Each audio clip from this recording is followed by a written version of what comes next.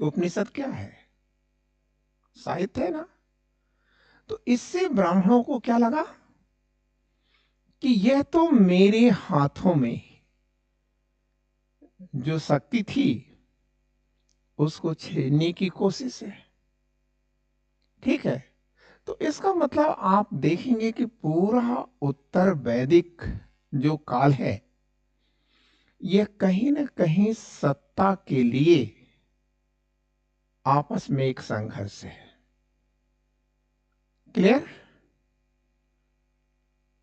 और वर्णवादी भावना जो कि ब्राह्मणों ने स्थापित किया था ऋग्वैदिक युग में, वह व्यवस्था उत्तर वैदिक काल में आकर के टूटती हुई नजर आ रही है। टूट तो वहीं गई थी ऋग्वैदिक काल में, जब यादव कन्या जब यादव राजकुमार ययाति ने ब्राह्मण कन्या देवयानी के साथ विवाह किया था, तो प्रॉब्लम तो जंग तो वहीं से शुरू हो गई थी। क्लियर? लेकिन उत्तर वैदिक काल में आकर के ये क्या हो रहा है, ठीक है, सर्वोच्चता के लिए जो संघर्ष हो रहा है वह पूरा का पूरा संघर्ष आप देख कहां रहे हैं, उत्तर वैदिक धर्म में दिख रहा है आपको। वो चाहता है, ब्राह्मण चाहता है कि वह जो यज्ञ है उसको अपने हाथों तक सुनिश्चित कर ले, और वैश्यों के पास जो उत्पाद है उसका वो नियंता बन जाए, मतलब समाज का वह कंट्रोलर बनना चाहता है। ठीक है। लेकिन जो क्षत्रिय वर्ग है ये क्या चाहता है, क्योंकि इसके हाथों में क्या है, गवर्नेंस है, गवर्नमेंट है, सेना है, ये क्या चाहेगा कि भाई पैसा उसके पास रहे। ठीक। तो इसके लिए वो तमाम प्रकार के धर्म में, ठीक है, परिवर्तन होते रहे हैं, अपने अपने अनुरूप लोग व्यवस्था देते रहे हैं। ये यहां तक आप समझ गए थे। क्लियर? लेकिन अब आप याद रखिएगा, इन दोनों का उद्देश्य, चाहे वो शास्त्र का उद्देश्य रहा हो चाहे वो शस्त्र का उद्देश्य रहा हो, जन कल्याण कहीं नहीं था। था अपना कल्याण, अपने वर्ग का कल्याण। ठीक। पशु मरते गए, गरीब आदमी की चित्कार उठती गई, और ऐसी स्थिति में जनता भी अपने विकल्प को तलाशेगी ना। भाई आप अपने हित की बात कर रहे हो, तो क्या उन्हें या हमें अपने हित की रक्षा की बात करने का अधिकार नहीं है? तब यही कारण था कि जैसे ही शेष जनता को या विष या शूद्रों को विकल्प मिलेगा बुद्ध और महावीर स्वामी का, तो वो लोग क्या करेंगे, बड़ी तेज गति के साथ किधर चल देंगे, अनिश्वरवाद की तरफ, या बुद्ध और महावीर स्वामी को अपनाते हुए चले जाएंगे या उनके अनुयायी बन जाएंगे। ठीक है। तो यहां तक का एक कॉन्सेप्ट हमने आपके माइंड में बना रखा था। फिर हम लोग यज्ञ की बात कर रहे थे, तो यज्ञ में हम लोगों ने क्या कहा था कि भाई देखिए, यज्ञ का उद्देश्य तो पारलौकिक सुखों को पाना था ही नहीं। यज्ञ का उद्देश्य तो यह था कि जो वैश्य का मैक्सिमम उत्पाद है, उस मैक्सिमम उत्पाद को, या धनी वर्ग के मैक्सिमम धनी था कौन, यही लोग तो थे। तो जो धनी वर्ग का उत्पाद है उस धनी वर्ग के उत्पाद को अपने तक सुनिश्चित करना, इसके लिए यज्ञ बड़े बड़े किए गए ना। तो उसी में से हम लोग कुछ यज्ञों की बात करेंगे। ठीक है। हम उतने यज्ञ की बात करेंगे जितनी से कि आप अपनी कंपटीशन का कोई भी, किसी भी कंपटीशन का कोई भी प्रश्न आप कर जाए। ठीक है ना। तो इसमें आपके सामने स्क्रीन पर एक यज्ञ दिख रहा होगा, और वो यज्ञ है अश्वमेध यज्ञ। ठीक है, अश्वमेध यज्ञ।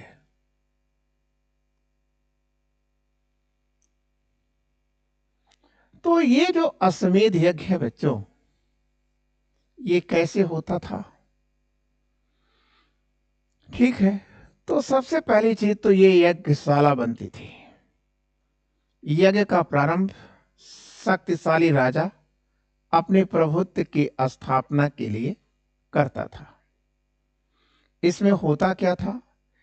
एक घोड़े को छोड़ दिया जाता था। ठीक है, घोड़ा स्वतंत्र रूप से चलता रहता था। ठीक है, अगर किसी ने उसे रोकने की कोशिश की तो उसको मारपीट दिया जाता था। ठीक है, घोड़े की यह यात्रा चलती रहती थी और घोड़ा पड़ोसी क्षेत्र में भी यात्रा करता रहता था। ठीक है, अगर कोई नहीं रोका तो उस पर राजा का अधिकार हो जाता था। इसके बाद अगर पड़ोसी ने चुनौती दे दिया तो भाई उसके साथ वार छिड़ जाता था और उसको मारपीट करके, ठीक है, उसके राज्य पर अधिकार कर लिया जाता था। ठीक है, क्लियर? यही ना। अंत में जब घोड़ा लौट करके चारों ओर से, चारों दिशाओं से आ जाता था तो ये घोड़े की बलि दे दी जाती थी। ठीक है, और वो संपूर्ण भूभाग जहां तक घोड़ा गया है वो राजा का बन जाता था। तो अश्वमेध यज्ञ का उद्देश्य क्या हुआ? ठीक है, राजा की चारों दिशाओं में संप्रभुता को स्थापित करना। ठीक है, एक यज्ञ तो आपने ये जान लिया। ठीक है, अब यह इसके बाद एक और यज्ञ की बात आपके सामने करना है। आप इसे देखिए, पुरुष मेध यज्ञ। बहुत अगर गौरवशाली है हमारा इतिहास तो बहुत ही दुखदाई भी है। पुरुष मेध यज्ञ ये उत्तर वैदिक काल में होने वाला एक यज्ञ था। ठीक है, तो इसमें क्या होता था? इस यज्ञ में एक पुरुष की बलि दी जाती थी। ठीक, ये पुरुष कौन होता था? हारा हुआ या खरीदा हुआ व्यक्ति। ठीक है, तो पुरुष मेध में इतना तो आप जान गए कि एक पुरुष की बलि दी जाती थी। यह पुरुष कौन होता था? क्लियर? वो समझ गए आप? या तो हारा हुआ है या खरीदा गया है। यह यज्ञ 5 दिनों तक चलता था। इसमें 11 या 25 यूप, यूप मतलब खूंटा, जिसमें बलि का जानवर बांधा जाता था। ठीक है, उसे क्या कहा जाता था? यूप। ठीक है, और ये भी आप याद रखिएगा, समिधा। समिधा क्या है? तो आप कहेंगे यज्ञ में प्रयोग होने वाली सामग्री। ठीक है,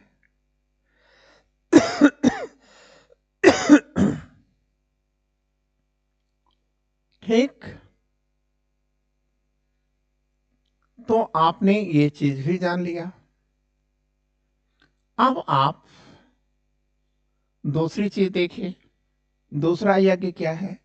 दर्श यज्ञ। दर्श यज्ञ, इसमें क्या होता था और ये कब होता था? यह अमावस्या को होता था। ठीक है, अमावस्या, काली रात में होता था। और इसमें क्या होता था? आग की पूजा की जाती थी। ठीक, और इंद्र को आहुति दी जाती थी। क्लियर है ना? और ये है सौत्रामणि यज्ञ। क्लियर? तो सौत्रामणि यज्ञ में क्या था? इसमें सुरा की आहुति दी जाती थी। सोम की नहीं, सुरा की आहुति दी जाती थी। ठीक है, अब इसमें अश्विन और सरस्वती की भी उपासना की जाती थी। क्लियर? अश्विन क्या है? चिकित्सक। और सरस्वती क्या है? बुद्धि की देवी।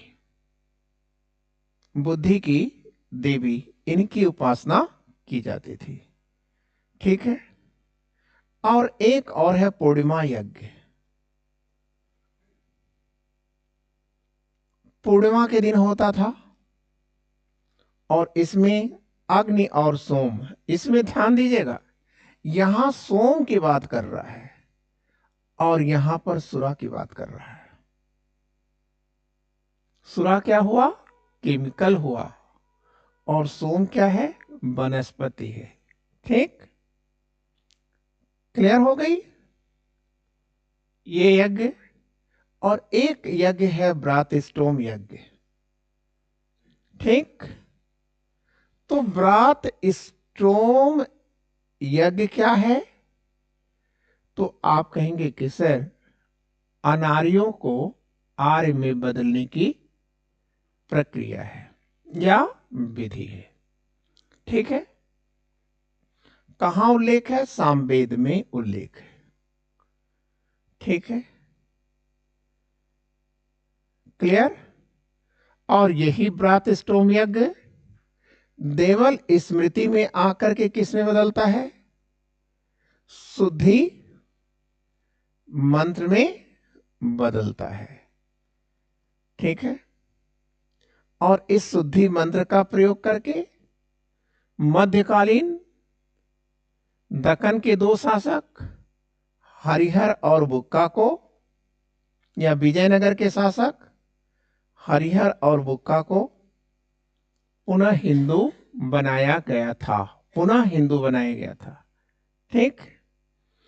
और यही शुद्धि मंत्र है जिसे आधुनिक भारत में दयानंद सरस्वती ने प्रयोग किया था।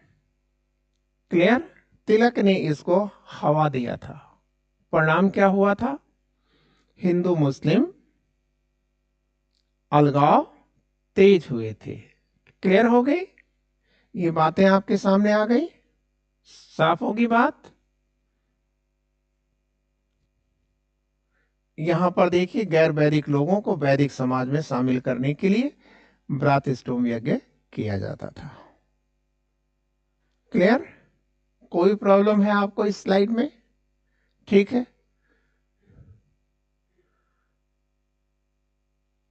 यही मुख्य यज्ञ है। ठीक है। अश्वमेध यज्ञ को हमने थोड़ा बाहर कर दिया था और शेष को यहां पर शामिल कर दिया था। क्लियर? तो हम आगे चलें फिर।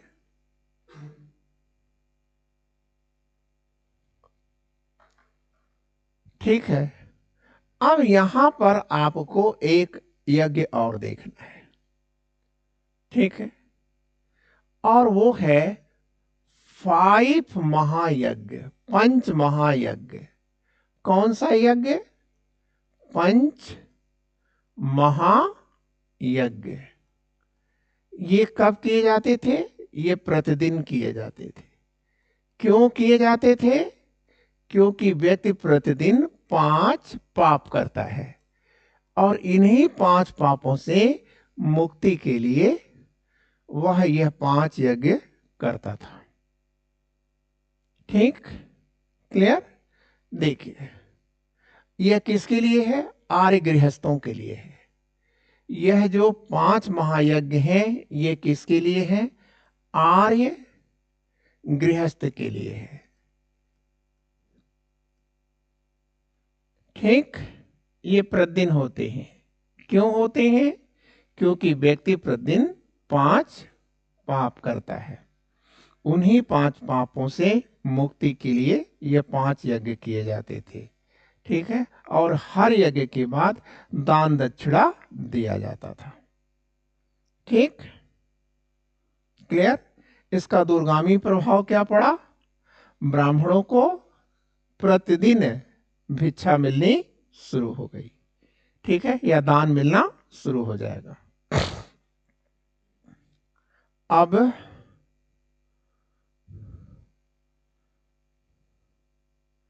लेकिन एक बात याद रखिएगा, इसमें एक नीचे लाइन लिखा है, there was no need of a priest in this. लेकिन 5 यज्ञ प्रतिदिन किए जाएंगे, लेकिन इसमें पुरोहित की जरूरत नहीं है। दान तो पुरोहित को मिलेगा, लेकिन पुरोहित की आवश्यकता नहीं है। ठीक, क्लियर? तो इसमें पहला यज्ञ क्या है? देव यज्ञ है। इसी को अग्निहोत्र यज्ञ भी कहते हैं। ठीक, अब इस यज्ञ में, यह यज्ञ कब किया जाता है? सुबह किया जाएगा और शाम को किया जाएगा। ठीक, इसमें क्या होती थी? ठीक है, दूध, घी, जौ और चावल की आहुति दी जाती थी। क्लियर हो गया ना? और अब दूसरा यज्ञ क्या है? पितृयज्ञ। इसका उद्देश्य क्या है?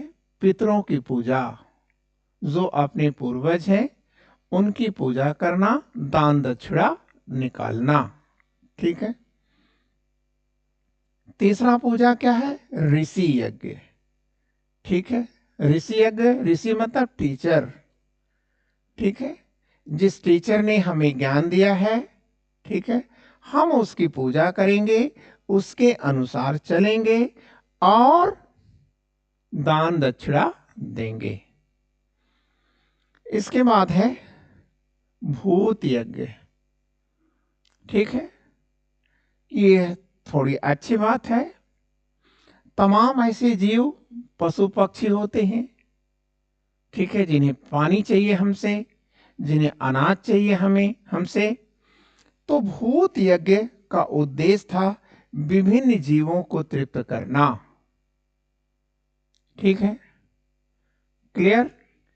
गाय है, कुत्ता है, कौवा है। ठीक है, तो लोग, आप देखते हैं कि आज भी लोग खाने के बाद करते क्या है? ठीक है, कि कुछ चीजें, ठीक है, इनके लिए अर्पित करते हैं। क्लियर? और उसी को अग्रासन कहा जाता है। अग्रासन। ठीक, अब ये नृयज्ञ क्या है? नृयज्ञ क्या है? तो आप कहेंगे कि सर, यह अतिथियों के सम्मान में किया जाने वाला यज्ञ था। ठीक है, और अतिथि के आने पर, ठीक है, सब कुछ अर्पित किया जाता था, सब कुछ खिलाया जाता था। खिलाया ही नहीं जाता था, उनकी जो भी इच्छाएं होती थी उसे पूरा किया जाता था। सबसे बड़ा अतिथि कौन था? ब्राह्मण था। और दूसरे नंबर का अतिथि क्या था? राजा था। ठीक है, क्लियर? तो इनके आने पर, ठीक है, बछड़े का गोश्त जरूर पकाया जाता था।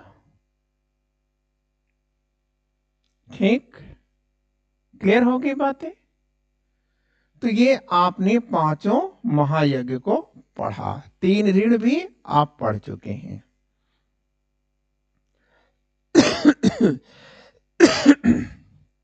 आगे चलें फिर बच्चे।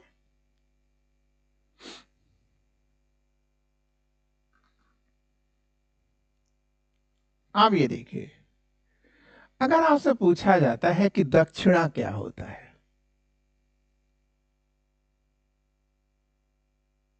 और अश्वमेध की दक्षिणा में और अन्य यज्ञों की दक्षिणा में अंतर क्या होता है?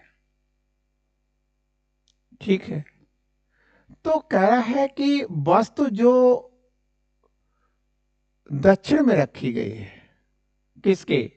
यज्ञशाला या पुरोहित की जो दक्षिण में रखी गई है, वह किसको दे दी जाएगी? वो उस पर किसका अधिकार है? ब्राह्मण का अधिकार है। ठीक है, लेकिन अश्वमेध में अलग कैसे है? तो आप कहेंगे यज्ञशाला या ब्राह्मण के चारों ओर जो भी चीजें आएंगी रखी जाएंगी वह सभी ब्राह्मण का ही अधिकार होगा।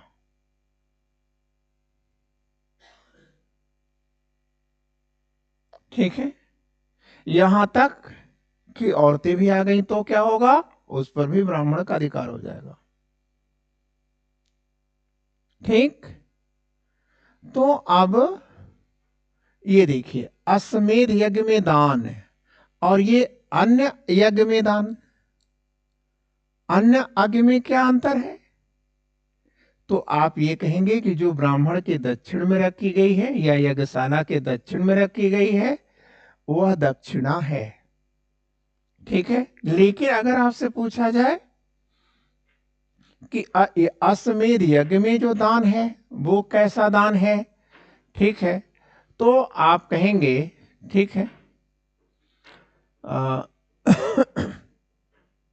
कि देखिए यज्ञशाला या ब्राह्मण के चारों ओर जो वस्तुएं हैं, चारों ओर, चाहे वो पश्चिम में हो, चाहे वो पूरब में हो, चाहे वो दक्षिण में हो, चाहे वो उत्तर में हो, ठीक है,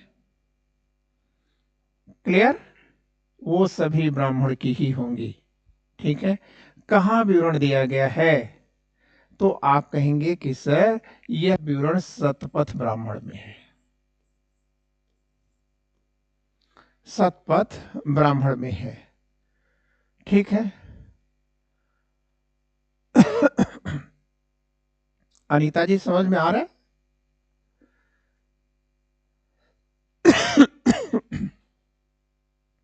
ठीक है, अगली स्लाइड आगे चलूं मैं लेकर के। अब पीछे की स्लाइड में कोई प्रॉब्लम तो नहीं किसी को? ठीक है, अब यहां पर देखिए ये लिखा है आश्रम व्यवस्था। आ कह रहे हैं श्रम व्यवस्था।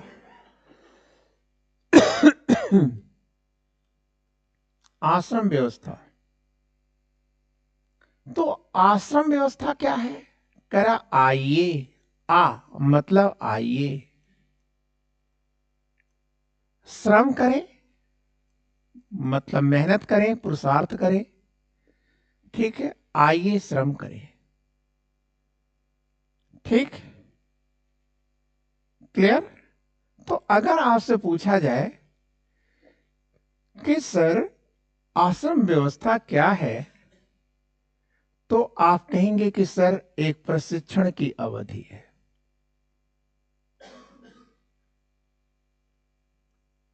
प्रशिक्षण की अवधि है, ठीक है, और ये जो प्रशिक्षण का अवधि है इसमें व्यक्ति की या हिंदू धर्म के एक पुरुष की आयु कितने साल मानी जा रही है? 100 साल मानी जा रही है। ठीक है, और इस 100 साल में वो 4 काम करेगा। ठीक है, आश्रम व्यवस्था क्या है? प्रशिक्षण की एक अवधि है। ठीक है, क्लियर? और यह प्रशिक्षण की अवधि, ठीक है, कितने साल की है? 100 साल की है। इस 100 साल में हर व्यक्ति को 4 चीजें करना होता था। पहला, ब्रह्मचर्य का पालन करना होता था। कितने वर्ष का होगा? 25 वर्ष का। ब्रह्मचर्य आश्रम जैसे ही खत्म होगा वैसे गृहस्थ आश्रम होगा। गृहस्थ आश्रम कितने साल का है? 25 वर्ष का। इसके बाद वानप्रस्थ आश्रम आ जाएगा, ये भी 25 साल का होगा। ठीक, अब इसके बाद आता है अंतिम आश्रम और वो है संन्यास आश्रम। तब तक व्यक्ति 100 वर्ष की आयु को प्राप्त कर लेगा। ठीक। अब यहां ब्रह्म का क्या मतलब है? ब्रह्म का मतलब है तप करना या शिक्षा प्राप्त करना। और चर्य का मतलब चलना। इसका मतलब गुरुकुल में शिक्षा प्राप्त करने के लिए जाना, यह ब्रह्मचर्य है। ठीक, क्लियर। अब ब्रह्मचर्य में रहते हुए आप शिक्षा पाएंगे। इस दौरान आप किन चीजों से दूर रहेंगे? क्लियर। किन किन चीजों से आप दूर रहेंगे? मांस, मदिरा, मैथुन, इत्र, तेल, फुलेल से आप दूर रहेंगे। ठीक है। क्या क्या चीजें हैं? ठीक है, आप ऐसे देखें, अपोजिट से दूर रहिए। ठीक। खान पान में, ठीक है, क्या करिए? नियंत्रण रखिए। ठीक है, आकर्षण से दूर रहिए, बस। अच्छा, अब ये ब्रह्मचर्य क्या लड़के के लिए था या लड़की के लिए? दोनों के लिए था। दोनों के लिए था, ब्रह्मचर्य दोनों के लिए था। अब देखिए, ब्रह्मचर्य के जीवन में लड़का भी है और लड़की भी है। ठीक, लड़का और लड़की दोनों है। क्लियर। तो जो लड़का होगा वो भी दो प्रकार का होगा, लड़की भी दो प्रकार की होगी।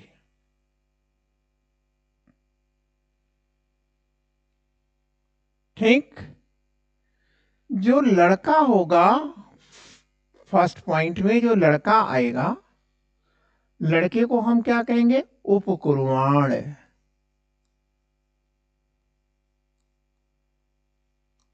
और दूसरा प्रकार का लड़का क्या होगा? नैष्ठिक। नैष्ठिक। ठीक। ठीक।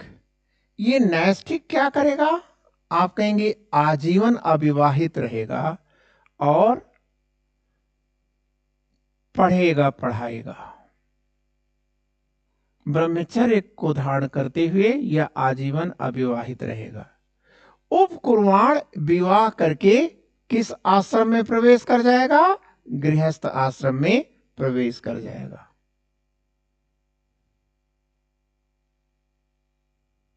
ठीक। ठीक इसी प्रकार आप यहां आइए।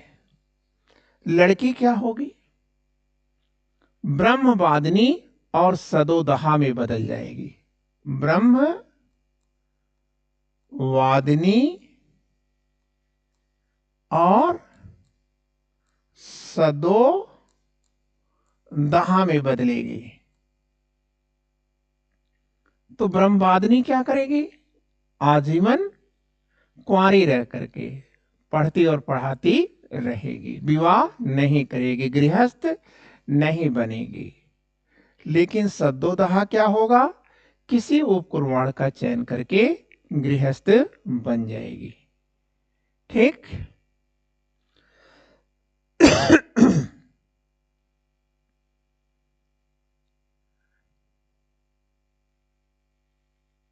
क्लियर। अब बात आती है कि हम आगे भी कुछ चलें।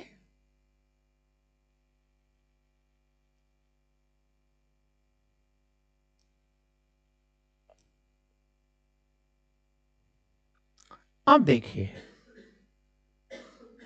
हमारे सामने जो अगली बात आ रही है वो है वानप्रस्थ आश्रम। वानप्रस्थ आश्रम मतलब 50 वर्षों के बाद ये शुरू हो रहा है। ये क्या है वानप्रस्थ आश्रम में?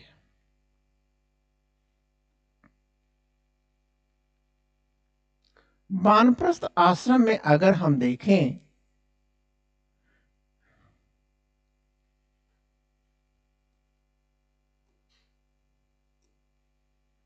वानप्रस्थ आश्रम में अगर हम देखें तो ये शाब्दिक अर्थ क्या है वानप्रस्थ आश्रम का? वन की तरफ चलना। ठीक। अब वन की तरफ चलना, भाई वन में किधर को जाओगे? ठीक है, तो जहां पहले से ऋषि रह रहे हैं, जहां पहले से ऋषि रह रहे हैं, और इन्हीं ऋषियों के संपर्क में पहुंच करके जो वह ज्ञान प्राप्त किया है उसी को अरण्य कहते हैं। अरण्य। तो अरण्य में ऋषियों द्वारा दिया जाने वाला ज्ञान है। ठीक है, क्या होगा? ठीक है ना, अरण्य। और इसमें वो क्या चीज सीख रहा है? इसमें वह धर्म और मोक्ष को सीख रहा है। अपने परिवार से मोह माया भंग करके वह दो चीजों को सीख रहा है, धर्म और मोक्ष को। ठीक है, इसके जो खाने पीने का तरीका होगा वो क्या होगा? तो आप कहेंगे कि सर यह जड़ चीजें खाएगा, कंद, मूल, फल इत्यादि को खाएगा। ठीक है ना, क्लियर? मतलब मांस, मदिरा, मिठाई, मैथुन जो भी है इन चीजों से वह दूर रहेगा। ठीक है, क्लियर? यहां एक चीज आपका छूट गया था। गृहस्थ आश्रम की शुरुआत विवाह से होती है और गृहस्थ आश्रम में ही व्यक्ति 3 ऋणों को चुकता करता है।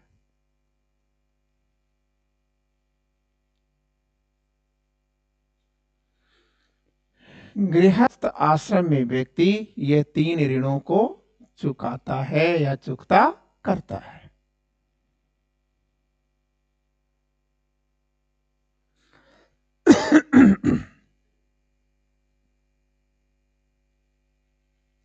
क्लियर हो गया? हो गया ना? वानप्रस्थ आश्रम भी आप समझ गए। इसमें वानप्रस्थ में, ठीक है, व्यक्ति सब चीजों से दूर जा चुका है। अब यहां पर सन्यास आश्रम, अगर इसके बावजूद भी वो बचा रहा तो वह सन्यास आश्रम में जाता है। और सन्यास आश्रम में उसका साध्य क्या होता है? केवल मोक्ष को पाना। और इसी दौर में आकर के वह खुद महसूस कर जाता है कि अहम ब्रह्मास्मि, मैं ही ब्रह्म हूं, मैं ही ब्रह्म हूं, अहम ब्रह्मास्मि। ठीक है, मैं ही ब्रह्म हूं, मैं ही ईश्वर हूं। ठीक है, इसका मतलब वह ईश्वर से सीधे आत्मा और परमात्मा का सीधे संबंध स्थापित करने लगता है। ठीक है, ये स्लाइड भी आपको कंप्लीट कर गए, कोई प्रॉब्लम नहीं रही? अच्छा एक बात याद रखिएगा,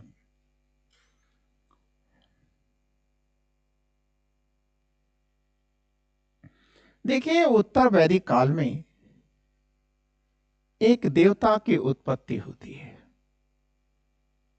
और उस देवता का नाम है कृष्ण। कृष्ण। ठीक। लेकिन यहां पर लिखने से कंफ्यूजन आ रहा है, आप वहां पर स्पष्ट कर ले कृष्ण का उल्लेख कहां होता है। तो आप कहेंगे सर सर्वप्रथम छांदोग उपनिषद में होता है। कहां पर है? छांदोग उपनिषद में कृष्ण का उल्लेख है। ठीक है। किस रूप में है? दो नामों के रूप में है। ठीक है। एक किस रूप में है? देवकी के बेटे के रूप में, और दूसरा घोर अंगिरस के शिष्य के रूप में। घोर अंगिरस के शिष्य के रूप में। ठीक। उत्तर वैदिक काल के अंतिम दिनों में एक देवता का अवतार होता है। उस देवता का नाम है कृष्ण। कृष्ण का उल्लेख करने वाला प्राचीनतम लिटरेचर है छांदोग्य उपनिषद। ऐसा उपनिषद जो गाया जाता है छांदोग्य उपनिषद है। छांदोग्य उपनिषद में कृष्ण का उल्लेख दो रूपों में है, एक और दो। किस रूप में? देवकी के बेटे के रूप में और घोर अंग्रेज के शिष्य के रूप में।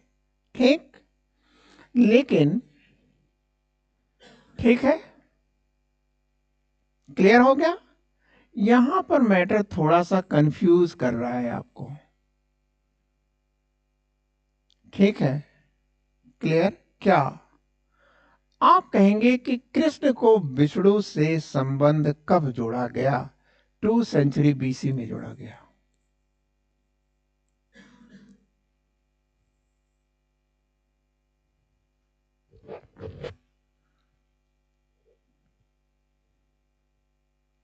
ठीक है, क्लियर? क्लियर ना? अब एक चीज आप और याद रखिएगा,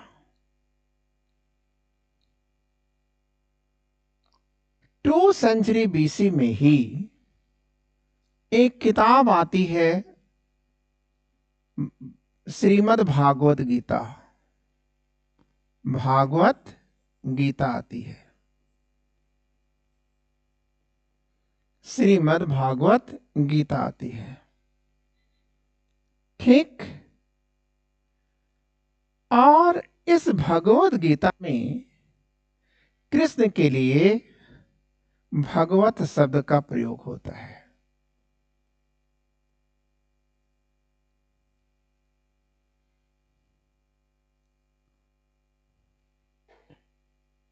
भगवत शब्द का प्रयोग होता है।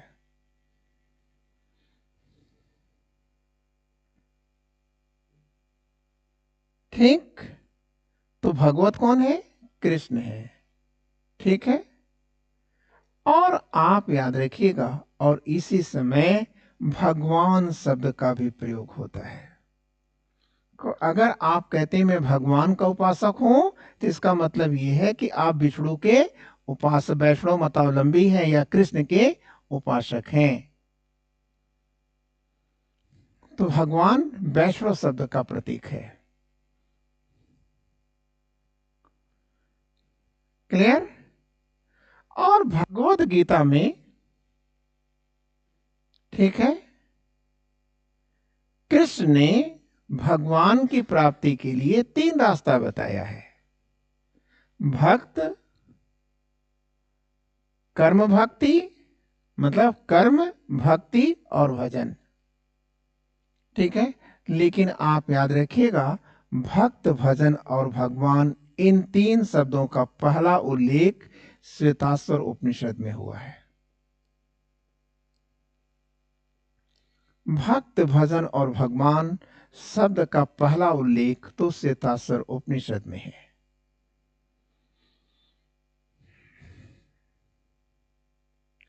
ठीक है। भागवत गीता में इस पर व्यापक चर्चा की गई है।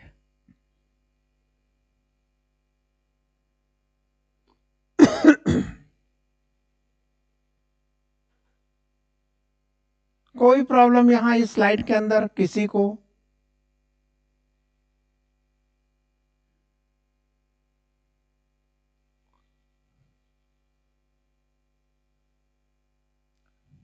किसी को कोई प्रॉब्लम नहीं?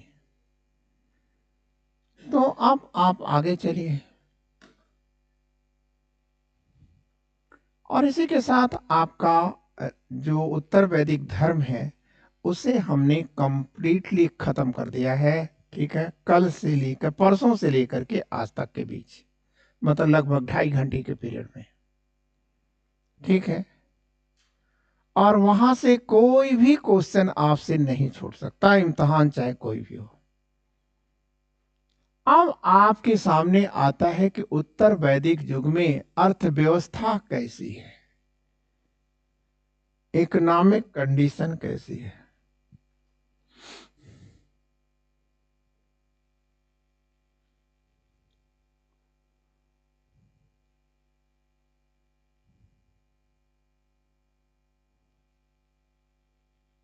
ठीक, तो यहां पर देखें, यहां तक इसके पहले ये कह रहा है, ये ऋग्वैदिक युग की बात कर रहा है। तो ऋग्वैदिक युग की अर्थव्यवस्था किस पर निर्भर थी? पशुपालन पर निर्भर थी। ठीक है, लेकिन उत्तर वैदिक अर्थव्यवस्था किस पर निर्भर हो रही है? तो आप कहेंगे कि सर कृषि पर अवलंबित हो रही है। ठीक, और उत्तर वैदिक काल में आर्यों को किसका ज्ञान हो चुका है? लोहे का ज्ञान है, जबकि ऋग्वैदिक आर्यों को लोहे का ज्ञान नहीं था। ठीक, क्लियर?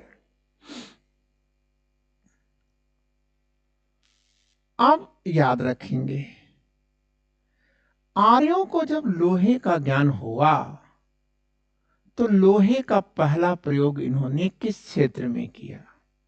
मनुष्य संहार के लिए पहला काम करता है, दूसरे को नीचा दिखाना उसकी टेंडेंसी है। ठीक है, तो आप कहेंगे कि उसने हथियारों का निर्माण किया था। लोहे का पहला प्रयोग उसने हथियारों के निर्माण में किया। ठीक, अब इसके द्वारा उसने विध्वंस किया है। ठीक है, किसका विध्वंस करेगा? तो आप कहेंगे कि सर वनों का। ठीक, फिर किसका करेगा? पड़ोसी का। पड़ोसी का। तो वनों का जब विनाश करेगा तो उसके पास बड़ा भूभाग आएगा। पड़ोसी का जब विनाश करेगा तो उसके पास भी भूभाग आएगा। ठीक है, और इसका परिणाम क्या होगा कि ऋग वैदिक जन उत्तर वैदिक युग में आकर के जनपद में बदल जाएगा। ठीक, क्लियर? और समाज पर इसका क्या प्रभाव पड़ेगा? तो आप कहेंगे कि सर समता मूलक समाज विषमता मूलक समाज में बदल जाएगा। इन सब का प्रमाण क्या आएगा? समाज की अर्थव्यवस्था पर आएगा। ठीक है, क्या? जिसके पास जितने बेटे, जितनी लाठी, जितने हथियार, उतना बड़ा वह, ठीक है, व्यक्ति बन जाएगा। ठीक है, तो इसका मतलब आप कह सकते हैं कि सर, ठीक है, यहां अब विषमता मूलक समाज आ गया, विषमता आ गई, अमीरी और गरीबी आ गई। ठीक है, मतलब जो समाजवाद का कॉन्सेप्ट ऋग्वैदिक युग में चल रहा था वह अब समाप्त हो गया है। अब उसका स्थान किसने ले लिया है? ठीक है ना, अमीरी और गरीबी ने ले लिया। लोग बट गए। ठीक, अब यहां पर देखिए, लोहे का पहला साक्ष्य कहां से मिलता है? अतरंजी खेड़ा से और नोह से मिलता है। इतना पोर्शन आप कर लीजिए। ठीक है, बस सीधी बात है कि इधर का मैटर ऋग्वैदिक युग का है। यहां लोहे का ज्ञान नहीं था। लोहे के स्थान पर यहां अयस धातु का प्रयोग होता था। अयस लोहा नहीं है। ठीक है, अब यहां से आपका लेटर वैदिक एज शुरू हो रहा है। अब लेटर वैदिक एज के लोग की अर्थव्यवस्था पशुपालन पर नहीं टिकी रही। अब उसमें एग्रीकल्चर आ गया। ठीक है, और लोगों को लोहे का ज्ञान हो गया। जब लोहे का ज्ञान हुआ तो लोहे का पहला प्रयोग उन्होंने किस क्षेत्र में किया है? तो आप कहेंगे कि सर, मार काट संहार के हथियारों के निर्माण में किया है। ठीक है, और इन हथियारों का प्रयोग उन्होंने कहां पर किया? वनों को काटा, पड़ोसी को काटा, और फिर क्या हुआ? ये लोग, ठीक है, किसमें बदले? तो आप कहेंगे कि सर, सक्षम आर्थिक रूप से संपत्तिशाली में बदला।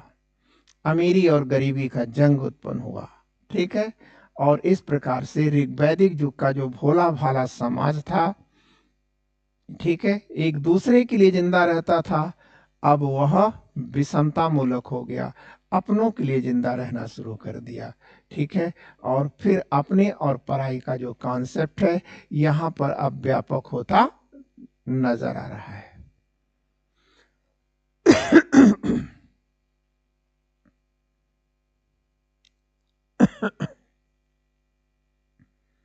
और लोहे का पहला साक्ष्य कहां से मिल रहा है? तो आप कहेंगे कि सर, एटा के अतरंजी खेड़ा से मिलता है। ठीक है, और नो से मिलता है।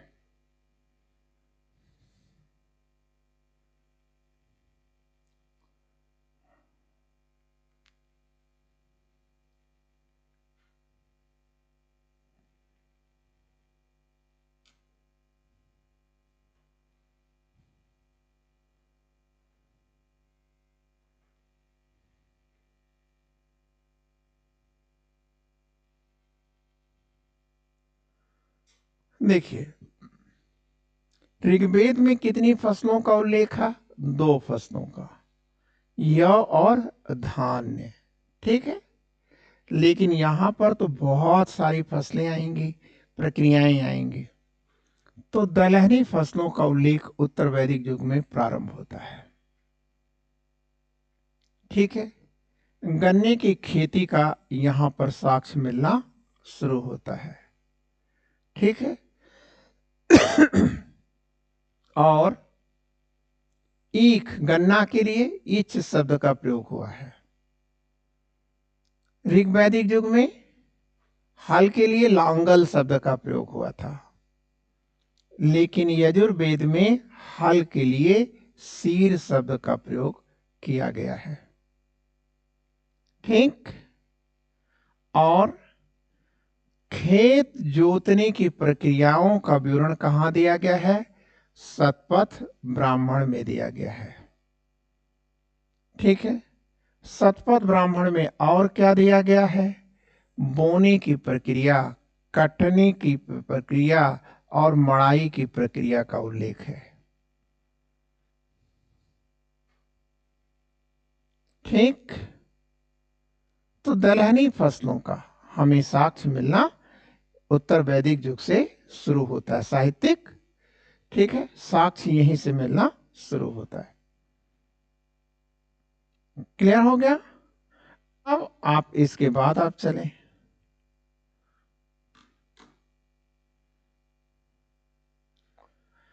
अब देखिए, अथर्ववेद में कृषि के बारे में क्या विवरण दिया गया है, ये हमें देखना है। तो देखिए, यह एक देवता है पृथुवैन ने, ये लिखा है पृथुवैन ने। ठीक, यही पृथुबैन है जो ये मनु बनाया गया है। मनु, इसी पृथुबैन ने मनु को खेती की प्रक्रियाओं को सिखाया था। कृषि की प्रक्रियाओं को सिखाने वाला कौन है? पृथुबैन ने। कहां लिखा है? अथर्ववेद में। ऋग्वेद में क्या लिखा है? अश्विनी देवता ने मनु को सिखाया।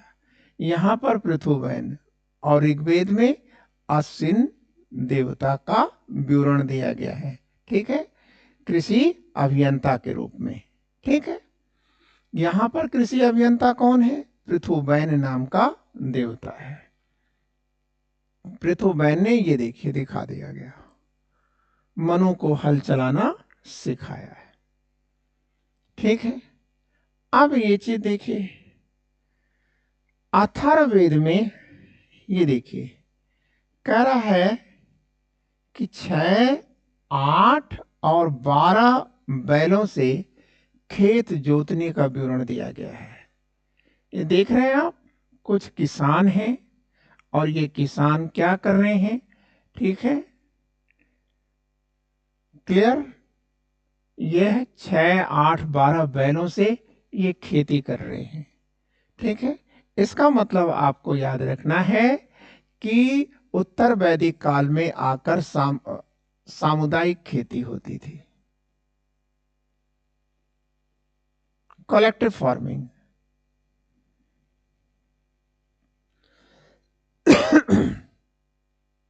ठीक, शतपथ ब्राह्मण में कहा गया है कि नहीं साहब 24 बैलों तक का भी प्रयोग होता था।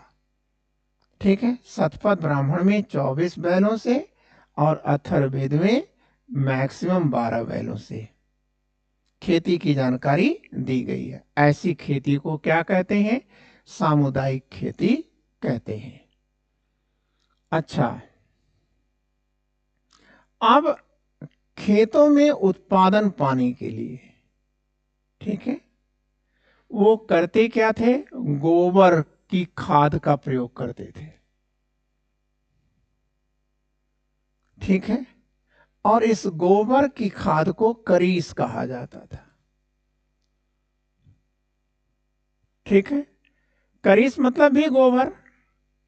और एक चीज याद रखिएगा, सकूत मतलब भी गोबर होता है।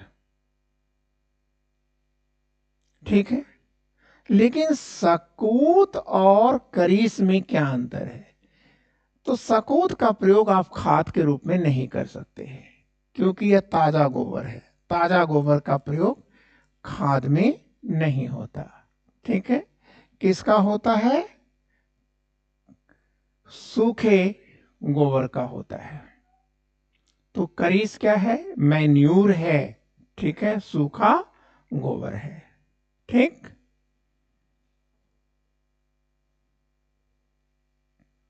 ये भी स्लाइड तैयार हो गई, कोई प्रॉब्लम नहीं है। छोटे छोटे तोड़ दिया गया हर इंपॉर्टेंट मैटर को। हाँ बोलिए।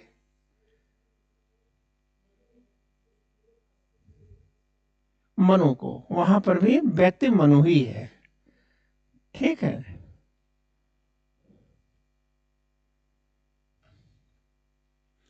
अब अथर्ववेद में कृषि दास का भी उल्लेख है और फसलों की सुरक्षा के लिए मंत्र दिए गए हैं। कृषि दासों का भी उल्लेख करता है अथर्ववेद, और फसलों की सुरक्षा के लिए मंत्र दिए गए हैं। तो फसलों को नुकसान किससे होता है? सूखा से, अतिवर्षा से और कीट पतंगों से। ठीक है, तो अथर्ववेद में ऐसे मंत्र दिए गए हैं कि जिसका उच्चारण करने से कीट पतंगे मर जाते हैं, अतिवृष्टि नहीं होगी, सूखा नहीं पड़ेगा। ठीक,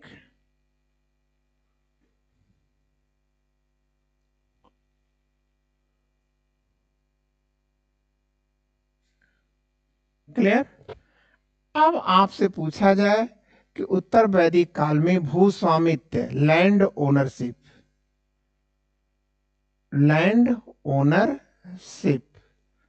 भू स्वामित्व।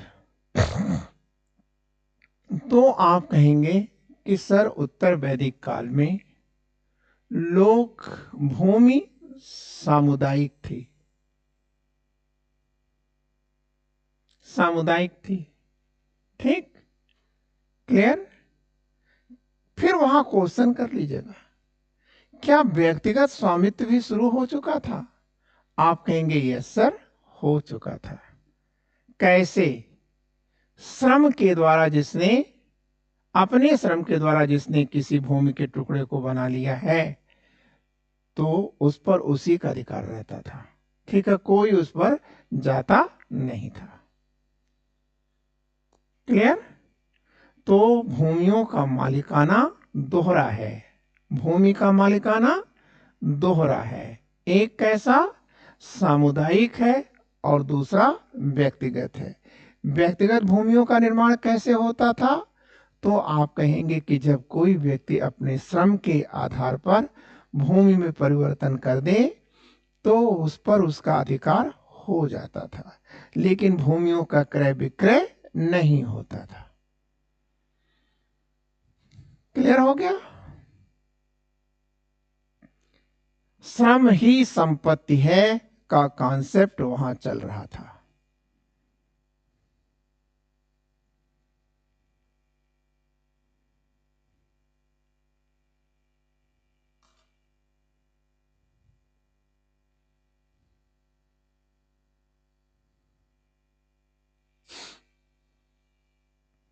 अब आता है वैदिक अर्थव्यवस्था में पशुपालन की भूमिका।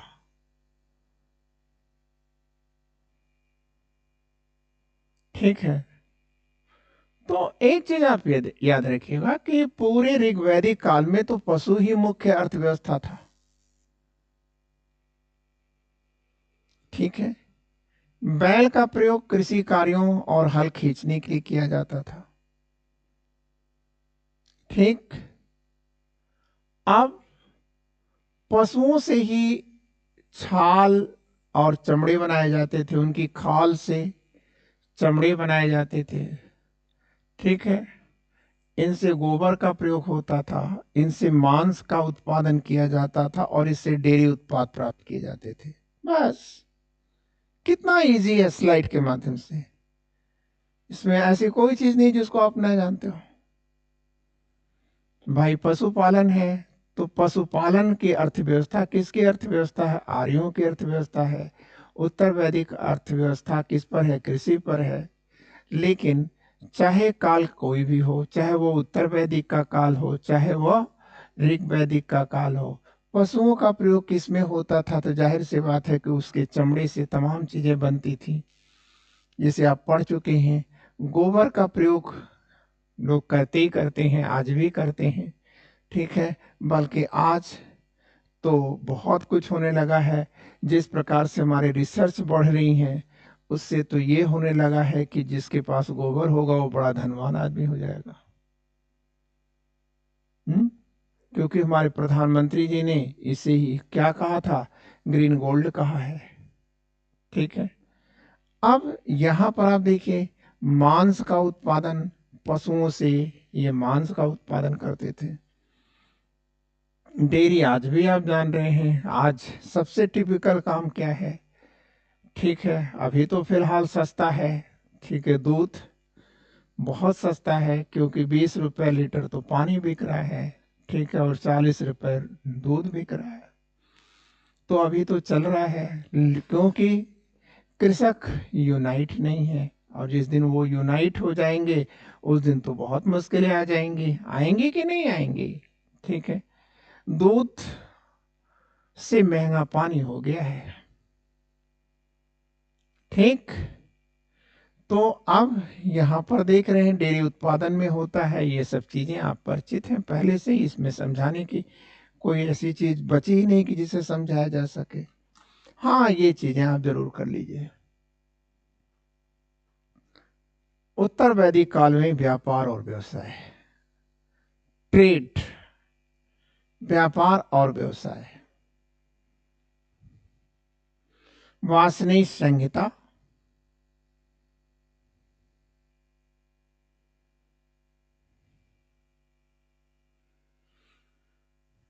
वासनीय संहिता या शतपथ ब्राह्मण, ठीक है, लिखा होगा कहीं, ये लिखा है वासनीय संहिता या शतपथ ब्राह्मण और तैत्तिरीय ब्राह्मण, ठीक है। इसमें निम्नलिखित व्यवसायों का उल्लेख है, ठीक है। तो पहला व्यवसाय कौन है? तक्ष। तक्ष, तो तक्ष कैसा है? आप कहेंगे कि सर बढ़ई का काम करने वाले लोग, ठीक है, तक्षा के नाम से या तक्ष के नाम से जाने जाते थे। और इसके बाद है जयाकार। जयाकार, ठीक है, ये क्या बनाते थे? धनुष बनाते थे। और इच्छुकार, ये क्या बनाता था? बाण बनाता था। इसके बाद आता है पेशकारी, तो ये भी एक व्यवसाय था कपड़े पर, ठीक है, आकार बनाती थी, पेशकारी कही जाती थी। रोप मेकर, यह रस्सी का काम करता था।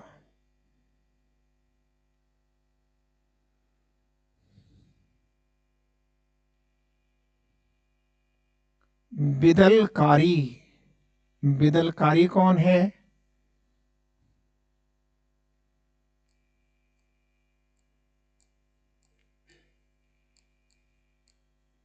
तो आप कहेंगे कि सर ये रस्सी बनाने का काम करता था। रस्सी, रस्सी नहीं, पहले गांव के अंदर लोग रस्सी बुनते रहते थे, ठीक है, सन का सूत का लेकर के वो बनाते रहते थे, ठीक है। अजपाल, ये अजपाल क्या है? ठीक है, बकरी जो लोग पालते थे। अभिपाल, तो अभिपाल ये क्या है? आप कहेंगे भेड़ बकरियों को जो पालते थे।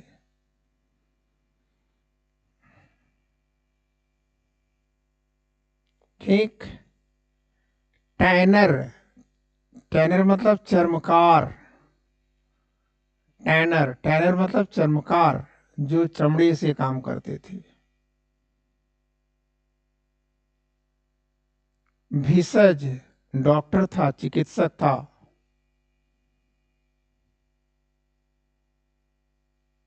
गोल्ड स्मिथ, ये सुनार था।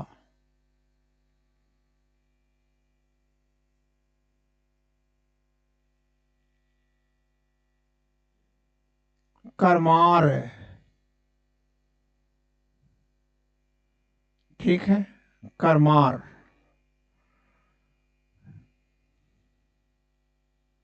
तो ये बर्तन उर्तन बनवाने का काम करते थे।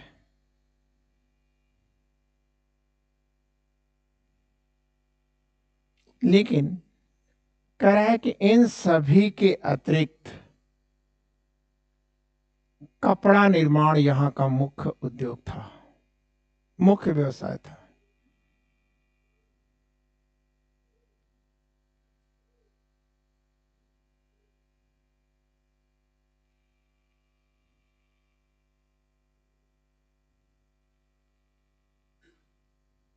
ठीक है।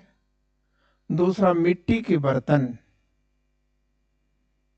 मिट्टी के बर्तन बनाना भी यहाँ का दूसरा महत्वपूर्ण उद्योग है।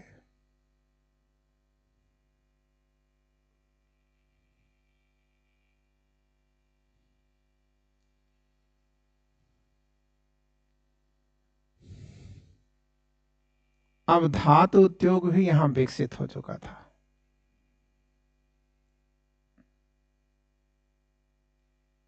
ठीक है। वाजस्नेयी संहिता में त्रपु नाम की धातु का प्रयोग हुआ है। त्रपु,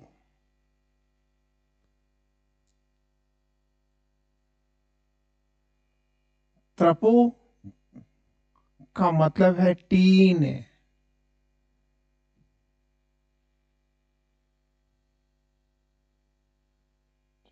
और इसी किताब में लोहे के लिए श्याम अयस शब्द का प्रयोग हुआ है।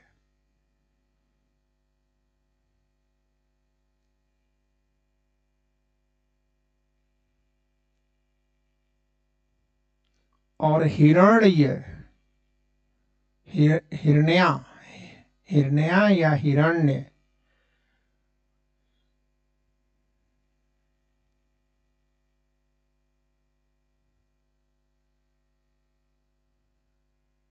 शब्द का प्रयोग सोने के लिए हुआ है।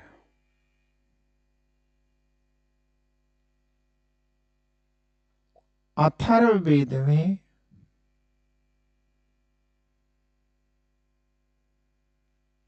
लोहित अयस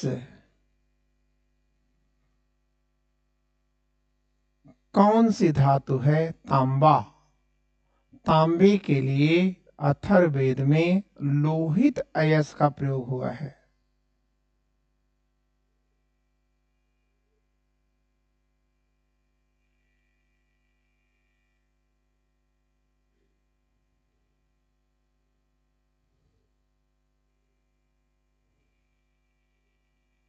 अयस शब्द का प्रयोग हुआ है। लोहित अयस मतलब तांबा। और अथर्ववेद में ही लोहे के लिए श्याम अयस का प्रयोग हुआ है।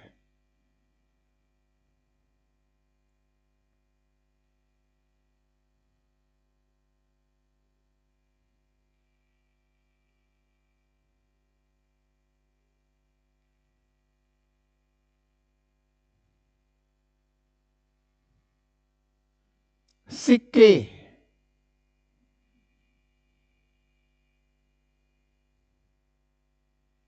उत्तर वैदिक काल में सिक्कों का व्यापक प्रचलन नहीं हुआ था।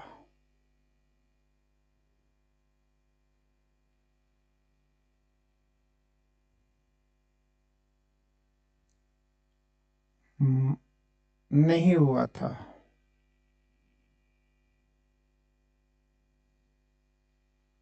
निष्क, शतमान और कृष्णल, निष्क, शतमान और कृष्णल।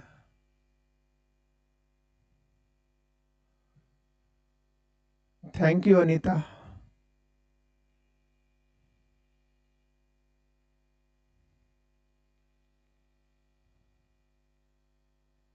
सर जौ और गेहूं था, ठीक है, जौ और गेहूं था। उत्तर वैदिक काल में तो जौ और गेहूं का उल्लेख हो चुका है अनीता, लेकिन ये चीजें कि यौ और जौ, जौ, यौ जौ है या धान धान है, ये प्रमाणित नहीं है, ठीक है। और फिर आपने लिखा है अनीता ने कि सर क्या एनसीईआरटी की बुक से पढ़ा रहे हैं? बेटा, हम एनसीईआरटी को आधार बनाते हैं लेकिन एनसीईआरटी तक सीमित नहीं रहते, ठीक है, क्योंकि आपका कंपटीशन एनसीईआरटी बेस तो है, लेकिन आपके कंपटीशन के प्रश्न एनसीईआरटी की सीमाओं से बहुत बाहर आते हैं। इसलिए एनसीईआरटी आपका और हमारा आधार स्तंभ होना चाहिए, परंतु हम वहीं तक सीमित नहीं रह सकते, ठीक है। और आपने कुछ लिखा है अखिलेश जी, ठीक है, आपको और कुछ जानना हो तो आप लिखें, ठीक है, या आप फोन करें, ठीक है। फोन तो मेरा होगा ही होगा, नहीं है तो भी आप नोट कर ले, ठीक है। 9415361462 ये मेरा व्यक्तिगत फोन है, ठीक है। तो अब बात आई करेंसी की। तो करेंसी में 3 करेंसियों का नाम हमने लिया है। निष्क लिया है, शतमान लिया है और कृष्णल शब्द का प्रयोग किया है। ठीक है, अब ये मुद्रा जैसी प्रयोग होती थी, मुद्राएं हैं नहीं। ठीक है, और अब तौलने के लिए, बाट के लिए, तौलने के लिए किसका प्रयोग होता है? तो आप कहेंगे कि सर गुंजा और रतिका, गुंजा और रतिका, ठीक है, ये माप की छोटी यूनिट थी। ठीक है, वेट, बाट was also used in the later Vedic age. Gunja and Ratika have been used for weight in this era. ठीक है, ये लिखा है कि गुंजा एंड रतिका have been used for weight in this era. In this era, the currency system was not fully developed. Exchange was used for buying and selling. मतलब आज भी खरीद फरोख्त के लिए अदला बदली या बार्टर सिस्टम का ही प्रयोग किया जाता था। ठीक है, अब आपका जो अगला टॉपिक आएगा वो आएगा, एक ही टॉपिक और बचता है, पॉलिटिकल कंडीशन, राजनीतिक स्थिति। राजनीतिक स्थिति के बाद आपका क्या क्लास होगा? टेस्ट, टेस्ट होगा, वैदिक का टेस्ट। ठीक है, और जैसे ही टेस्ट आप दे रहे होंगे, अब कल तो पॉलिटिकल चलेगा ही चलेगा। ठीक है, तो जाहिर सी बात है कि टेस्ट परसों ही हो पाएगा, और परसों जो टेस्ट होगा, ठीक है, वह ऑफलाइन ऑनलाइन दोनों ही होगा। और दूसरी बात यह है कि उसी दिन आपको, ठीक है, नोट्स जितना पढ़ाया है, ठीक है, पूरे हुआ हो इसी तरह से नोट्स आपको चला जाएगा। उसमें नोट्स में कोई हेरा फेरी नहीं होती, कुछ चीजें लिखी जरूर दी जाती हैं। ठीक है, तो मुझे जहां ये लगेगा कि आप वहां नहीं नोट कर पाए हैं, वो चीजें नोट करके नोट्स में चली जाएंगी। ठीक है, क्लियर। लेकिन पॉलिटिकल कंडीशन आज नहीं पढ़ाएंगे, क्योंकि अभी मैं बहुत स्वस्थ